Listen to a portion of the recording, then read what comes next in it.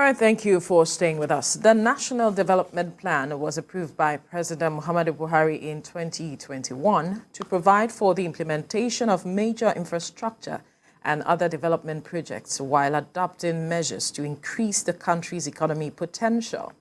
The plan, which focuses on economic growth and development infrastructure, public administration, human capital development, social development, regional development, is set to span across the 6 geopolitical zones. One major concern is that if there is proper implementation and monitoring of these plans and policies to ensure that it achieves a well-balanced development in the country. Well, joining us in our Abuja studio is a member of the National Development Plan 2021 to 2025 and also a policy analyst, Dayo Alao. Good morning. Thank you for joining us on TVC Breakfast. Good morning, and thank you for having me. You are a member of the 2021 to 2025 National Development Plan. When you look at that plan, how far have we come with regards to implementation? So I know that there has been some progress, but unfortunately there have been no official monitoring and evaluation reports coming from the Federal Ministry of Budget and National Planning, which is the implementing ministry and has oversight of delivery of that plan. So our expectation is that the Federal Ministry of Budget and National Planning should be releasing some reports based on monitoring and evaluation that they've done over the last 2 years, because we're almost midway through the plan. So the expectation is that we should be seeing some reporting from the Federal Ministry of Budget and National Planning. But as is, the traditional issues that we have in Nigeria, we make really good plans, and this is a really strong plan. It's a really good plan. It covers, most of the areas where there are gaps in development in Nigeria. However, implementation is where we've always struggled in the past. So in terms of where we are, there are no official reports to give us an oversight of exactly how far we have gone with implementing this plan, and any plans to review progress and to make small amendments to achieve the aims. It's a very good plan. Right. As good as the plan is, you have said that we are midway through the plan. If there are no measurements and we do not know how far we have come with implementation, what are the members doing with regards to that aspect such that Nigerians can benefit from it? Yeah, so the plan, outlines that there is going to be a monitoring and implementation committee with membership of the Federal Ministry of Budget and Planning, the Federal Ministry of Finance, and all, headed by the Vice President. Now, I believe that, the Federal Ministry of Budget and Planning is, working with the various ministries.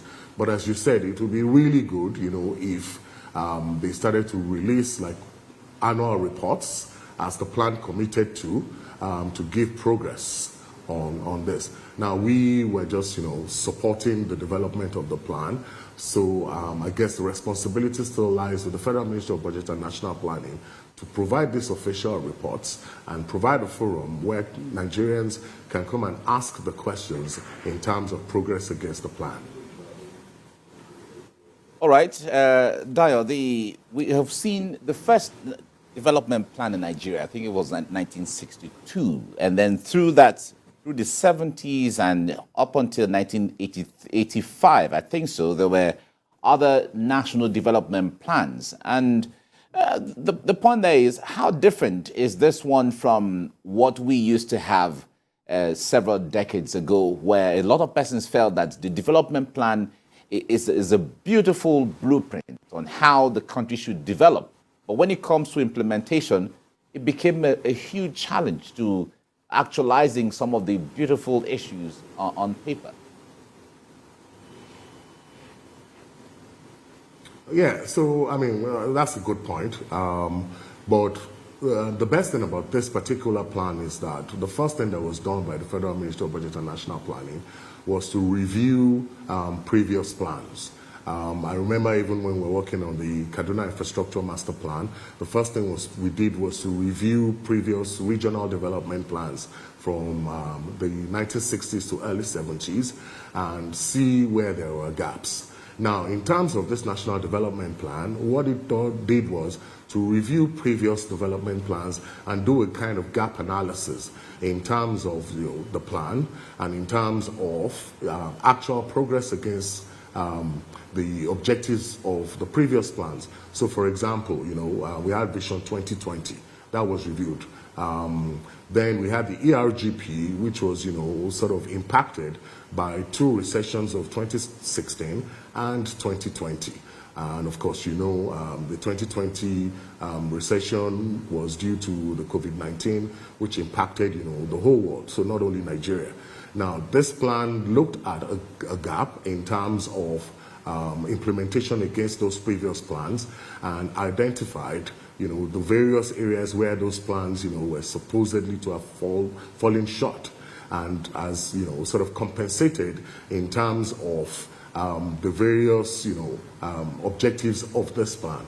So, yes, if we look across the world, we look at countries like Japan, Malaysia, China, they've had really amazing plans, coming even from the US. Just shortly after the Second World War, there was a plan that was developed for Europe where the US injected about $13 billion into Europe. And of course, we know where Europe is today. We look at Japan. Japan is amongst the top 3 countries with the highest GDP in the world. But it's all about implementation, which was mentioned earlier. So this plan is a really good plan in terms of the assessment it has done of the gaps of previous plans and, compensated for that in the areas of economic development. And this plan in particular focuses a bit on regional development, which has been a challenge in the past. Of course, I still feel like, there's a requirement to review the revenue sharing allocation, from federal to state to local governments, because the plan, has a target of about 348 trillion naira in terms of investment, out of which about 15% of this is expected to come from the public sector in terms of, federal, states, then local governments. But, it's still heavily skewed towards, the federal government. So there may be a need to review, how important the focus should be on local government developments, because development actually starts from the local government, upwards. All right, we need to quickly go on a short break, Dio. When we return, we'll continue this conversation with you. Do stay with us.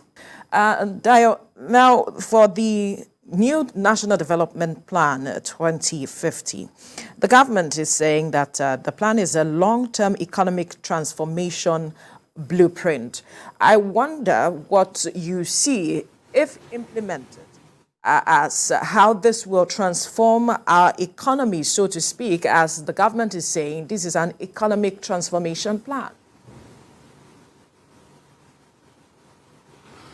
So, the plan is an economic transformation plan. It's, well, should I say, subset of the Nigeria Agenda 2050. And as is with plans, you have an overarching plan, and then you'd have, many plans over a medium-term period to implement, which would tell you how you are doing against the plans.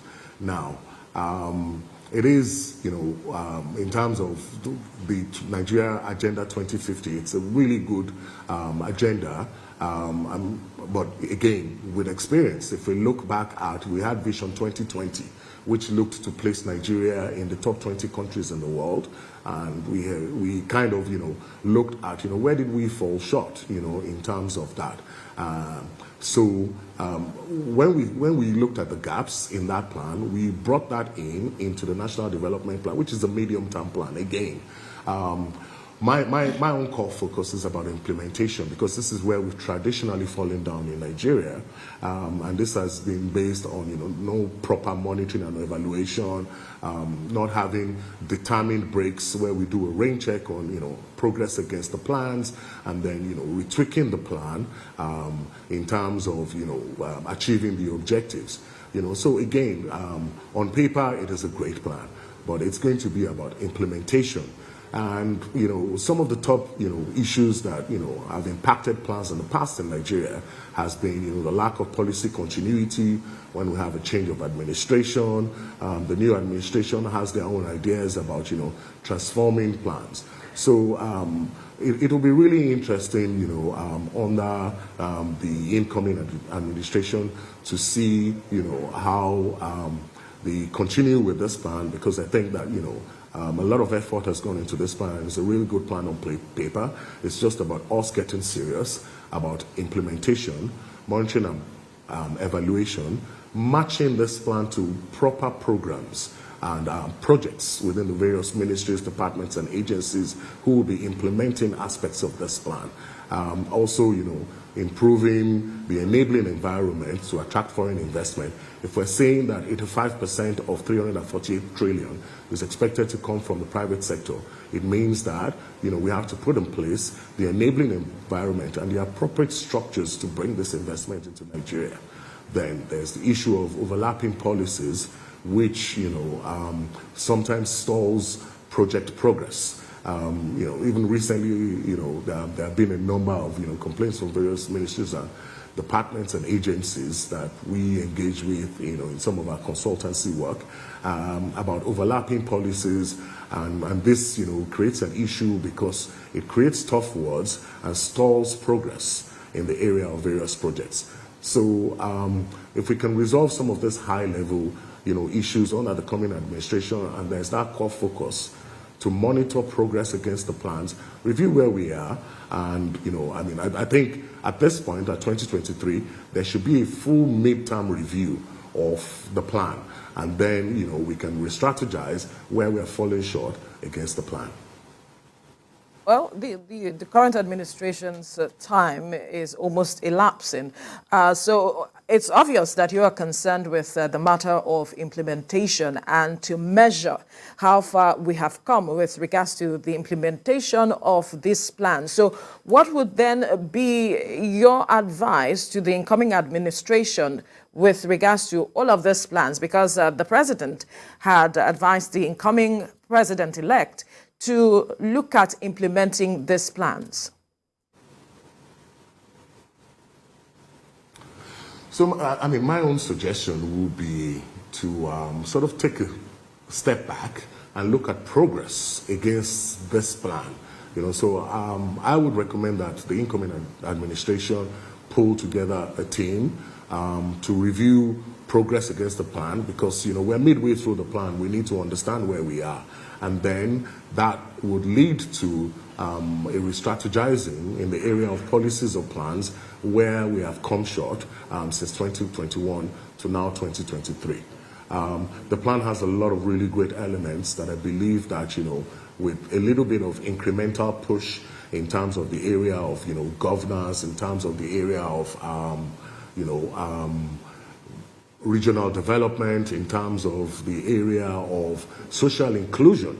These are the core elements that I think that if the incoming administration focuses on, there's no need to reinvent the wheel. The plan is a really good plan, but again, it's just to focus on implementation and put together, an adequate team that understands the challenges that we faced in the past, and also understands, the core issues that are, sort of typical in terms of the culture in Nigeria, and then we can focus on moving ahead and, following through with the plans and programs. I would also recommend that the current administration looks to tie in proper projects that will deliver the best value for Nigeria and ensure that those are locked in and focused on by the various implementing agencies.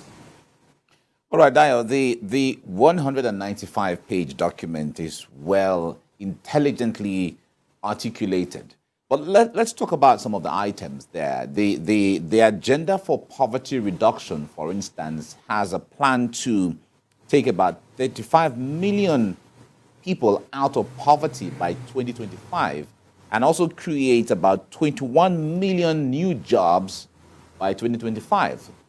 2025 is just 2 years away from where we are right now. I wonder what strategy is there to be able to achieve this in real terms, even if government decides to pour all the monies into reducing poverty. What's the strategy? So the plan has this clear strategies on, how he wants to,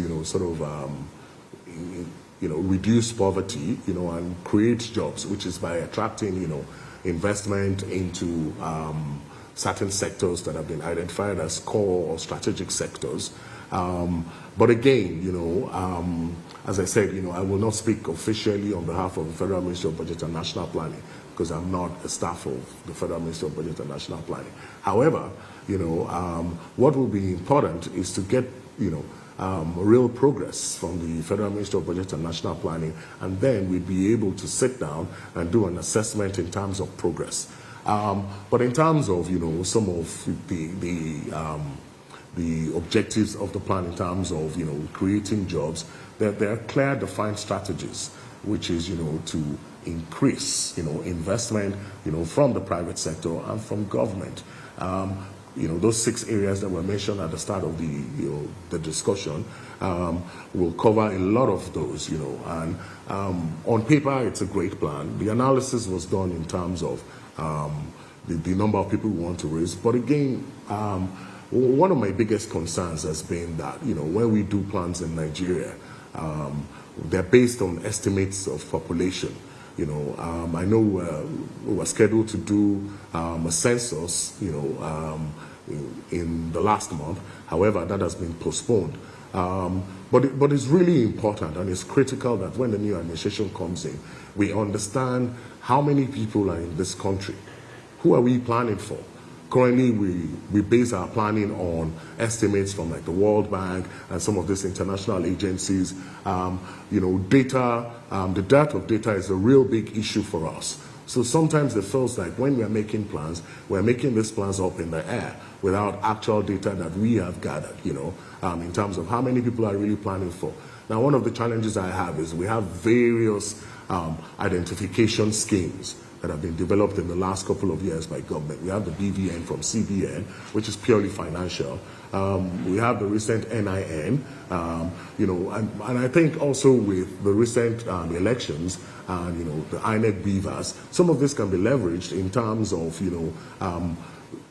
doing a population census and understanding how many of us are really in this country, and to ensure that everybody has a face. Because, currently you have, the World Bank estimates, that about, more than 90% of current population is living below the poverty line. But we ourselves need to do that review and understand how many people are in this country, and and then adjust our plans accordingly. Right. Now, we have a huge debt burden, and we even had to borrow monies to fund our budget. Do you see funding perhaps as a major challenge with regards to implementation of some of this this development plan?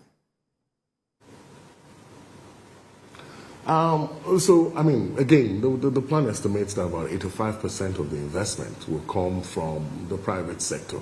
Now, in terms of our debt burden, the DMO, according to the DMO, I think we currently stand at about $103 billion, which is, within the acceptable, IMF estimates of, I think, about 30% of total GDP. So for me, to be honest, I'm not overly concerned about our debt burden. What I'm more concerned about is what we actually use, whatever funding we have for, and ensuring that that brings the best value for money for Nigerians. I think if we tighten up our strings of our pants, and focus on, actually ensuring that projects are seen through. I mean, in terms of the current administration, there's been a lot of progress because the focus was more on delivering ongoing projects that have been on our national budgets for a number of years and ensuring that we're getting those off. Now, again, one of the recommendations that I would put forward, as a policy analyst to the incoming administration is to focus on getting a lot of these ongoing projects, again, off the budgets before we start to add new ones. Because one of the key issues we have is that year in, year out, we're adding new projects to the budget, and we're carrying over projects that have been, in various ministries, departments, and agencies' budgets for the last 10, 15 years. So yes, focusing on actually ensuring that the projects are done within scope, ensuring value for money for the average Nigerian. All right, and that's a fine place to leave the conversation. Dayo Alao, policy analyst, member National Development Plan 2021-2025. Thank you for your time on the program. Thank you so much. It was a pleasure to be here. All right.